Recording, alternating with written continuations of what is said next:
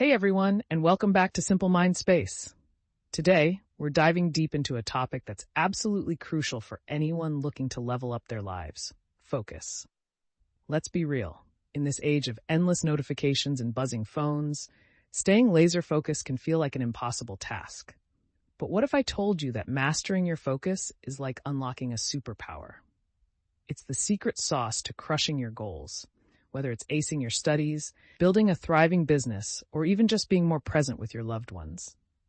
You see, the ability to shut out the noise and zero in on what truly matters is directly proportional to the quality of your life. I've been there, those periods where my focus was shot and I was drowning in to-do lists, feeling overwhelmed and stressed. It wasn't pretty. But through research, trial, and error, I discovered a powerful truth. Focus isn't some innate talent that some people are born with. It's a skill, a muscle you can train and strengthen. And in this episode, I'm breaking down the 5 biggest mistakes that sabotage our focus and keep us feeling scattered and unproductive.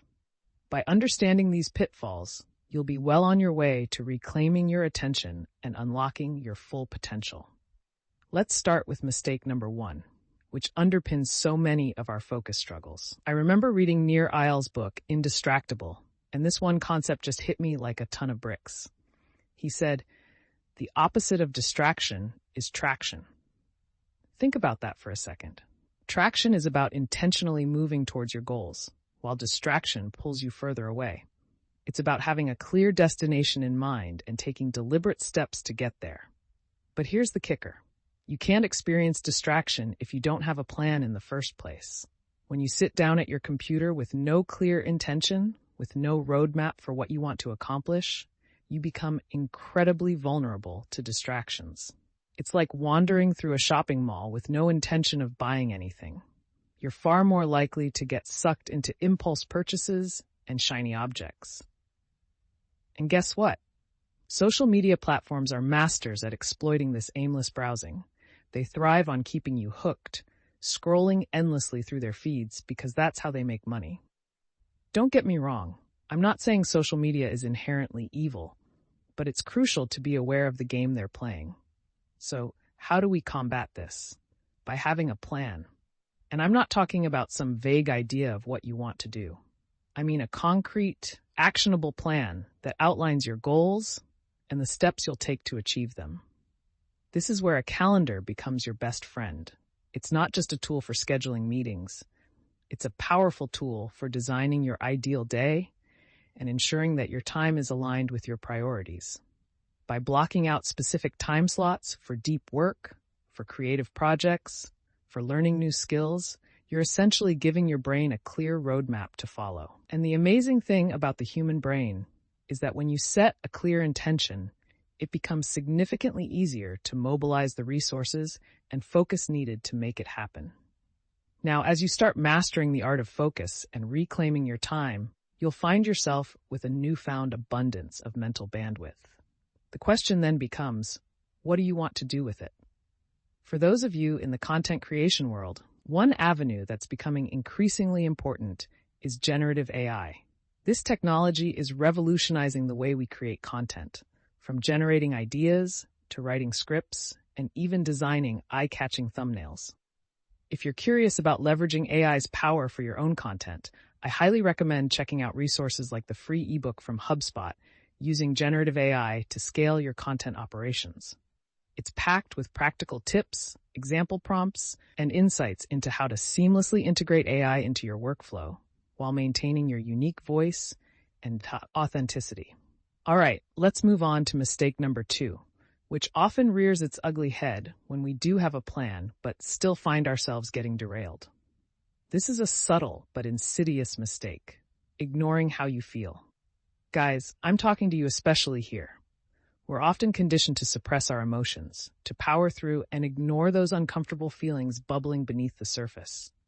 But here's the thing, those unacknowledged emotions don't just magically disappear. They fester and manifest in other ways, often in the form of procrastination and distraction.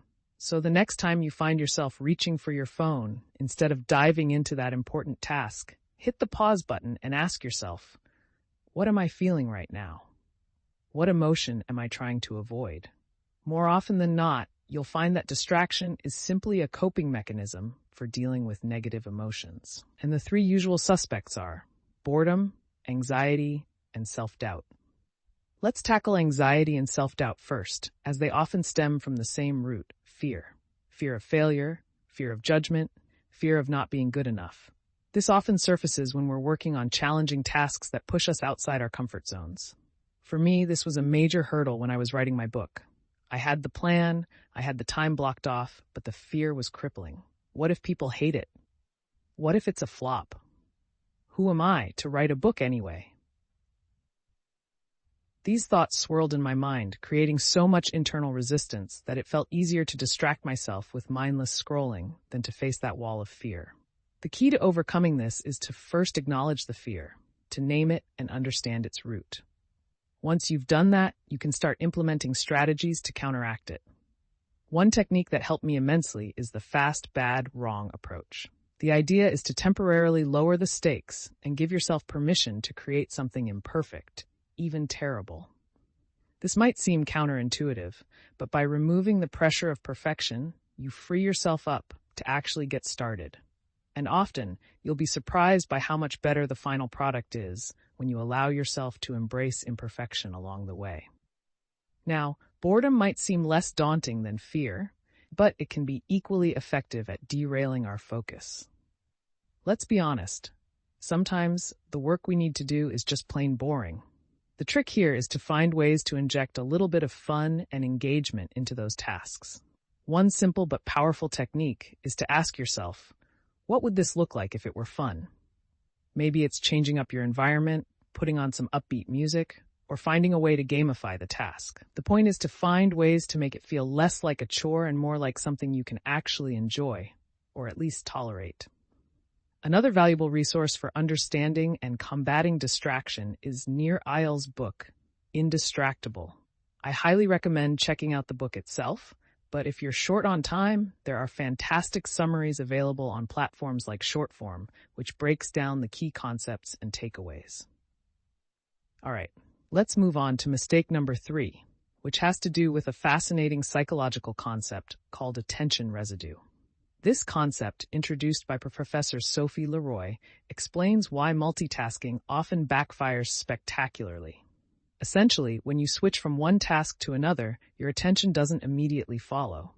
There's a residue, a lingering bit of your focus that remains stuck on the previous task. And this residue can wreak havoc on your productivity. Think about it. You're deep in writing mode, crafting a compelling email, and then you decide to quickly check your notifications. You glance at a funny meme, respond to a few messages, and then try to jump back into your writing. But here's the catch. Your brain hasn't fully transitioned back to the writing task. It's still cluttered with the residue of those messages and memes, making it that much harder to regain your focus. The key takeaway here is simple. If you want to be truly productive, embrace single tasking. Give each task your undivided attention and avoid the temptation to constantly switch between different activities. This might seem obvious, but in today's world of constant connectivity, it's easier said than done. We've become so accustomed to juggling multiple things at once that we've forgotten the power of focusing on one thing at a time. Here are a few practical tips to combat attention residue. Turn off notifications, put your phone on Do Not Disturb mode, and consider using website blockers to prevent yourself from getting sucked into time-wasting websites. Remember, the goal is to create a distraction-free environment that allows you to fully immerse yourself in the task at hand. You'll be amazed by how much more you can accomplish when you give your full attention to one thing at a time. And if you're serious about upgrading your focus, I've got something special for you. I've created a completely free 7-day focus crash course packed with evidence-based strategies, practical tips, and actionable insights to help you become a focus ninja. You can sign up at focuscrashcourse.com. Just enter your email, and I'll send you a daily dose of focus-boosting goodness for the next week. Now let's move on to mistake number 4, which challenges the common misconception that working longer hours automatically equals better results. During my research for the book, I stumbled upon a fascinating study conducted by a tech company called the Draugium Group. They wanted to understand what set their most productive employees apart from the rest. What they discovered was surprising. The most productive employees weren't the ones who clocked in the most hours. In fact, they often worked less than their less productive counterparts. The key difference lay in how they structured their work. The top performers followed a consistent pattern of intense work followed by strategic breaks. On average, they worked for 52 minutes straight, laser-focused on a single task, and then took a 17-minute break. And during those breaks, they weren't checking emails or scrolling through social media. They were truly resting and recharging, engaging in activities that didn't require significant mental energy. This 52-17 ratio might seem arbitrary, but it highlights a crucial point. Our brains aren't wired for sustained periods of intense focus without breaks. We need those moments of rest and rejuvenation to prevent burnout and maintain peak performance. You can experiment with different work-break ratios to find what works best for you. The key is to be intentional about taking breaks, to schedule them into your day, just like you would any other important meeting. And when you do take a break, make sure it's a true break. Step away from your desk, get outside if possible, move your body, and engage in activities that help you relax and recharge. And finally, we come to mistake number 5, which brings us to the foundation of all things focus and productivity, our physical health. We can talk about software hacks and productivity techniques all day long, but if we're neglecting the hardware, our bodies and brains, our efforts to improve focus will be fighting an uphill battle. This is where sleep, nutrition, and exercise come into play.